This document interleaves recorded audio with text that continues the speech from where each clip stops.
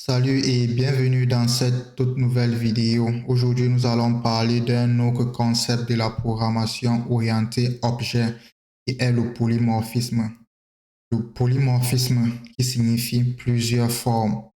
Lorsqu'on parle de polymorphisme en programmation Python, on fait généralement référence aux fonctions qui ont le même nom mais peuvent être exécutées sur plusieurs objets ou classes. Nous avons déjà jusqu'à présent utilisé le polymorphisme sans le savoir. Si on prend l'exemple de la fonction len que nous avons utilisé déjà jusqu'à présent, nous avons vu que la fonction len permettait de connaître la taille ou bien la longueur d'une variable. Ici, dans cet exemple, si j'ai défini trois variables. Dans la première variable, c'est une variable de type string. Et la deuxième variable, myList, nous avons quatre éléments.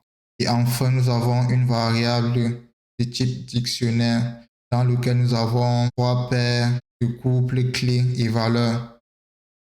Donc, lorsqu'on utilise la fonction len sur ces trois variables-ci, dans le cas de la variable name, la fonction len va nous renvoyer le nombre de caractères que constitue la variable name, donc qui est une variable de type string ou test. Et la même fonction, lorsqu'elle est utilisée sur une variable de type dictionnaire, va nous permettre de connaître le nombre de paires clés et valeurs que constitue le dictionnaire. Maintenant, j'exécute ce programme-ci. Donc là, nous allons voir que pour la variable de type name, nous avons 6 qui représente le nombre de caractères que constitue le mot Python. Et ensuite, nous avons 4 pour la deuxième variable myList. Dans cette variable-ci, a 4 éléments dans la liste. Ensuite, nous avons le chiffre 3 ici qui représente juste le nombre de paires de clés et valeurs qu'il y a dans ce dictionnaire-ci. Cette faculté que la fonction length a de pouvoir s'adapter en fonction du type de variable qui est passé en parenthèse n'est possible que par le principe du polymorphisme que nous allons voir tout à l'heure comment implémenter cela par nous-mêmes. Donc pour cela, j'ai déjà eu à préparer un petit exemple ici où nous allons utiliser le principe de polymorphisme.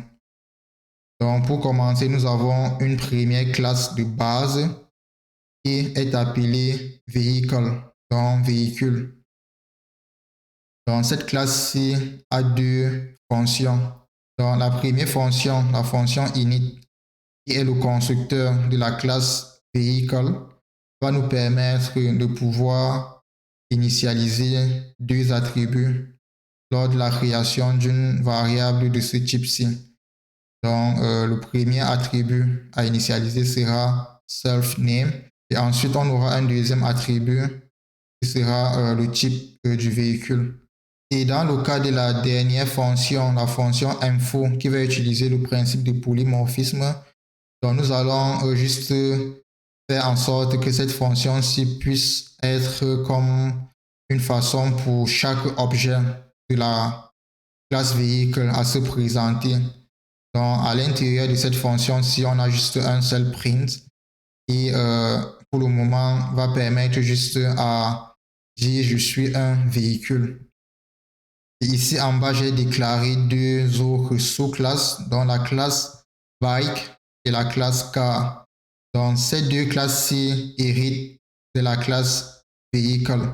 Donc, comme nous l'avons vu dans les vidéos précédentes, lorsque une classe hérite d'une autre classe, automatiquement, cette classe hérite par défaut des différents attributs de la classe et des fonctions qui sont constituées dans la classe de base. Donc, dans ce cas-ci, c'est la classe véhicule. Donc, ça veut dire que la classe bike et la classe car ont automatiquement tout ceci comme héritage. Dans le cas de la classe bike, j'ai préféré laisser cette classe vide. Donc, c'est pour cette raison que je mets ici pass pour indiquer que la classe ne va rien contenir. Et ensuite, nous avons cette deuxième classe-ci qui est la classe K. Dans cette classe-ci, je redéfinis juste la fonction info qui est présente ici dans la classe de base. Et à l'intérieur de cette fonction-ci, j'insère un autre print. Et là maintenant, dans le print, on voit je suis une voiture. Donc, comme je vous l'ai dit, lorsque une classe hérite d'une autre classe, automatiquement, elle reçoit toutes les méthodes de cette classe-là. Vu que nous avons besoin d'avoir un autre comportement, lorsque nous allons appeler la méthode info sur un objet de type car, donc nous sommes obligés maintenant de redéfinir cette méthode-ci dans la classe car pour lui donner une autre fonctionnalité.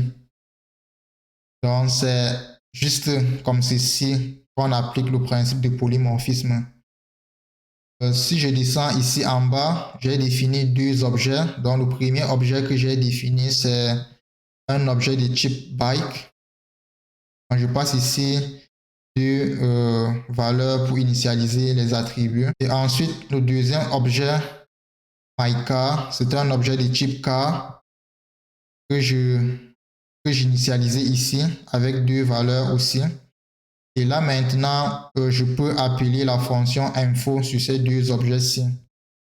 Donc, si je sauvegarde maintenant et que j'exécute le programme, donc nous allons voir ici que dans le terminal, donc je suis un véhicule. Et ensuite, pour le deuxième objet, je suis une voiture. Donc, ce qu'on peut constater, c'est que dans le cas de la classe bike, donc cette classe-ci n'a pas redéfini la méthode info. Donc, pour cette raison-là, lorsqu'on appelle la méthode sur l'objet de type bike, donc automatiquement, c'est la méthode info de la classe de base véhicule qui est appelée. Mais par contre, dans le cas d'un objet de type car, donc vu que ici, à l'intérieur de la classe car, nous avons redéfini la fonction info, donc automatiquement, c'est cette méthode-ci qui est appelée. Donc c'est pour cette raison-là que nous avons ici deux messages différents qui sont obtenus, bien que nous avons appelé la même fonction info. Donc en programmation Python, pour appliquer le principe de polymorphisme, c'est très facile. Il suffit juste de définir une fonction ou une méthode avec le même nom et ensuite, et à l'intérieur de cette méthode-là, on peut redéfinir un tout nouvel comportement en fonction des différents cas qu'on souhaite résoudre ou de ce qu'on souhaite afficher à l'utilisateur. Ok, j'espère que ce petit tutoriel-ci vous sera très utile et que vous n'allez plus avoir peur si vous écoutez le mot polymorphisme. Si vous avez aimé cette vidéo, n'oubliez pas de la liker, de vous abonner sur la chaîne et de partager au maximum.